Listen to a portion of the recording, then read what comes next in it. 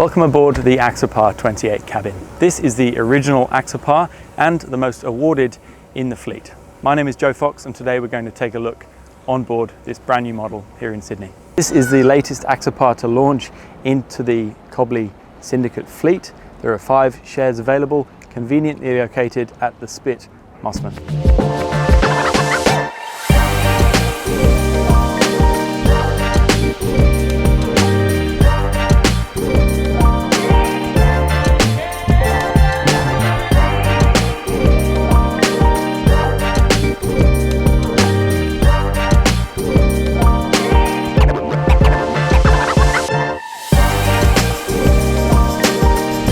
This model has become loved due to its versatility in the range. It sits in a really nice sweet spot that caters for a really wide range of uses.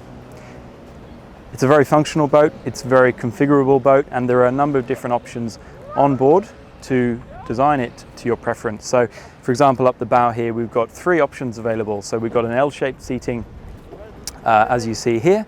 You can have a dining table here, and then the dining table also drops down to create a V-shaped sun lounger or a daybed. In Australia, this entire setup, so you get all 3 options as standard, so it's a very configurable area up the bow. On the front of the vessel, we have an electric anchor option as well, with an anchor locker. This area, you can shade it, so there is a shade cloth which mounts onto the front edge of the cabin and goes out just above my head on 2 poles, so creating a very protected area from the sun. Sunshade on this boat is excellent. You've obviously got the cabin just behind me, which we'll go through, which is very important in this part of the world.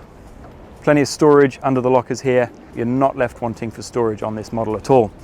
Just behind me here, the access to the toilet is very simple. You wouldn't know it was here, but looking into it, it is quite large. Blends in perfectly with the lines of the boat. It doesn't take away from anything on the boat. They haven't compromised on the cabin space or the deck space to allow the location of this toilet down here. But when I'm in, it's very comfortable. I've got a sink here, freshwater sink. There is a window in the door. There is a vent in the roof, some good storage area here. And so a very nice little feature, a mirror in the back and some lighting. So it's really nicely fitted out in here. As we move aft, turning our attention to the cabin top, you'll notice the molding of this has been turned upside down, much like the Axopar 37s. So this is part of one of the facelifts. So the Axopar 28 is in its second series now, second generation, and we've recently in 2021 had a facelift. So the cabin top has changed shape, the stern platforms have changed, just to improve the lines of the boat and also to make it more functional. So we've got a lovely handrail, which you don't see because it's not made of stainless steel, it's not bolted on, but it also doubles up as a gutter. So it's a gutter / handrail all the way around the cabin top. On the top of the cabin, we have the option for roof racks, be it surfboards or paddle boards. I feel very secure down the side of the boat here. I've got that classic Axopar rail down the side at good height, halfway up my thigh. Excellent for kids. We'll work our way around the outside of the boat and then we'll head into the cabin and have a look inside. On the back of the cabin top, we have an option for rod holders. Now this gives you 6 rod holders, stainless steel, as you see here. It also gives you an additional 2 rod holders on either side of the vessel, so that's 8 rod holders in total. Perfect for those of you wanting to fish on the boat. You can have the classic aft cabin. The most popular version here in Australia is the cabin with the aft cabin. This gives you a sun lounger on the top. There's a large access hatch here underneath and a double berth below. Either side of the aft area, there is fantastic fender storage lockers. So fenders and lines. One of these can be optioned as an esky or a cool box to keep the drinks cold when you're out on the boat. If you're looking to increase your seating area out the back here, you can also option a removable cushion on this fender locker, so you can seat 2 on either side. The standard bathing ladder is just under the port side platform here. Access from the water is very easy. One of the 2021 model upgrades was the aft platform, so these platforms go all the way out to the side of the vessel, maximizing space. Looking at previous models, we've probably got an extra 200 millimeters of platform out each side.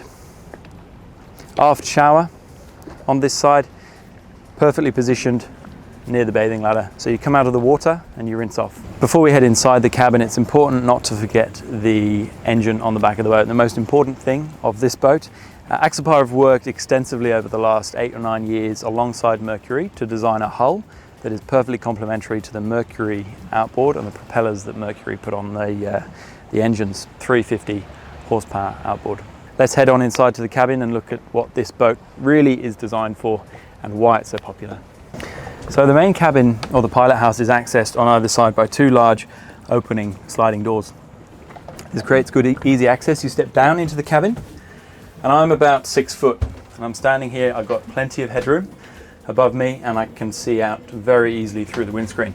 If I sit down, the visibility gets even better because I'm a little bit lower, and you can tell it's been designed as a comfortable boat that can be taken for long distance in a driving position. You don't have to stand. There is the bolster, which can be up or down. If I'm driving a bit fast through a bit of chop or offshore, I might stand like this, but for the longer passages, sitting down is definitely the way to go. It feels like you're driving an SUV or a sports car on the water. It's really quite nice. The dash here is one of the updates that Axopar have recently done. They've remolded the dash. Trim tabs, very accessible here with the joystick. Your bow thruster here. The remote here controls both the bow thruster and the anchor. So this is quite useful. You can drop the anchor from the bow and control the front of the boat when you're lifting or dropping the anchor. This panel here has all our operational controls, navigation lights, window wash, etc. for running the boat. Simrad VHF down here to port. And we've also on this one got a searchlight fitted. So there's a remote, I can turn the searchlight on and I can move it around. So if I'm coming into a mooring or a dock at night that I don't know, got a bit of an adjustable headlight to give me a bit of visibility. So Mercury have recently changed their throttle controls. This is the updated fly-by-wire electronic throttle. It does have a lock on it for safety, so you do have to pinch a button and slide to engage the gear. You get a green light here when you're in neutral, which is much more visible than the previous options, and then all the trimming and the controls for the throttle are down the side. The engine trim is as it was before on the left hand side, and there's a start-stop button as well. So once the ignition is on, you can tap the engine on and off with the touch of a button, which is a nice little feature. The Fusion sound system integrated into the Simrad display is also a standard. You get sound in the cabin, sound outside. The sunroof in the 28 cabin is the best thing. It takes the boat and makes it a completely open day boat. You know, on a lovely day you can open it all up and have it completely clear, or you can close it up completely when the weather turns. So this is where the versatility of the boat comes in. It can be used in all weathers. We were using this boat yesterday in torrential rain, and me and my colleague were sat here in the rain having a normal conversation, normal volume at about 35 knots. So it's really just an awesome setup that we have here in the cabin. You can see the sunroof opens a good, just over a meter, and then we've got good access either side, so airflow is very good on this. Touch of a button closes and opens the sunroof.